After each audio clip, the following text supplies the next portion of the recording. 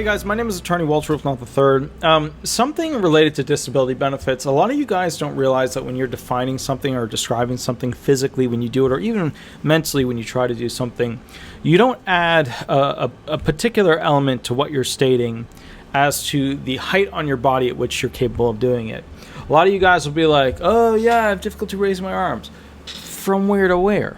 You know, some of you guys can't raise your hands above your belt line. Some of you guys can't raise your hands above your chest. Some of you guys can't raise your hands above your shoulders. Some of you guys can't raise your hands above your head. But you don't throw in, is this chair becoming squeaky?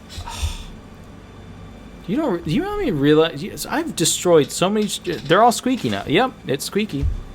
I'm gonna have to put some white lithium grease on it. All right, the point is this. I hate that because I've had so many squeaky chairs. I guess the way I sit in them, I make them squeaky. No pun intended. I want you to think about this. When you describe what you're doing, I want you to think about where you're doing it on your body. So, for example, levels of height as measured on your body. Are you capable of doing that function, dusting, above your head? Are you capable of doing that function above your shoulders? Are you capable of doing that function above your chest? Are you capable of doing that function at your belt line? Are you capable of doing that function around your knees? Are you capable of doing that function around your ankles? I want you to start splitting these things up and thinking about them in respect to movement limitations. Now, look, if we were talking about medicine and doctors and things like that, we would be like, okay, what's the degree of rotation? Oh, that was terrible. God, I'm getting fat and old. What is the degree of rotation? Not that doctors talk like that, but just for right now. What is the degree of rotation that we're going to be looking at with this wonderful little flipper we got right here? The point with that is, keep in mind, they're looking at degrees, and that's important. But you don't know what those are. You don't know that. So let's take the next step and up our verbiage game when we go ahead and talk to doctors, when we talk to administrative law judges, when we talk to DDS reps, when we talk to medical experts as part of consultative examinations that are part of the Disability Title II 2016 process. Let's up our game and start to not just say, I think I can dust, but not all the time. Let's up it to maybe, I can dust for 5 minutes before I start feeling a rapid shooting, grinding, lightning-like sensation between my back and buttocks that I feel the most severely when I reach above my shoulders, but I cannot reach above my head because my arm locks into place due to the pain that I feel from my back.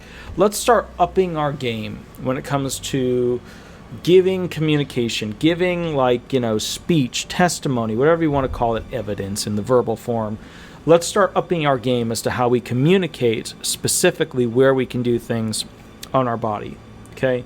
And it could be anything. Where do you have the capacity to receive something that's being handed to you? Well, or where would it be easiest for you to receive? It would be easy to receive that item at belt loop level, right above your hips. Would be easiest to receive it at chest level, get right here. Would it be easy right here? What about right here? Where would it be easiest for you to catch a ball, to catch an apple, or I know some of you guys are terrible at that, so you probably get injured, but to catch it's orange. An orange. It's late. It's very late. To catch an orange, where would you catch it on your body? Okay. So before you think I'm a total idiot, remember I work until 1 or 2 a.m. every single night, and then I wake up at 6 or 7 a.m. So through enough insomnia degradation, you do forget the most important and simple words, such as an orange is orange. All right, here we go. So that's the thing I wanted to talk to you guys about. Please, geographically, on your body, start to incorporate directions, instructions, testimony with the location of limitation that you have. Okay, so we'll just call it the location of limitation, points or layers or stages or, how high up your body you can do something. It's probably the easiest way to look at it. How high up on your body can you do that thing? Anyways, guys, my name is Attorney Walter Wolf III. I'm with Disability Resolution PA. If you have any questions at all, please feel free to reach out to me. If you would like to catch up with me and ask me a question not related to law firm stuff, 8 to 10 every Thursday, I go live and donate 2 hours on YouTube, Eastern Standard Time. So just remember the time zones. So 8 to 10 Eastern Standard, and then 7, 6, 5 is California, 4 is Alaska, 3 is Hawaii. Just kind of remember to, call me then, because I'll get calls throughout the day and they'll be like, I'm ready for your show. And I'm like, you're in Hawaii. And they're like, yeah. And I'm like, no. Anyways, guys, I'll catch you a little bit later. We'll go from there, and thank you so much.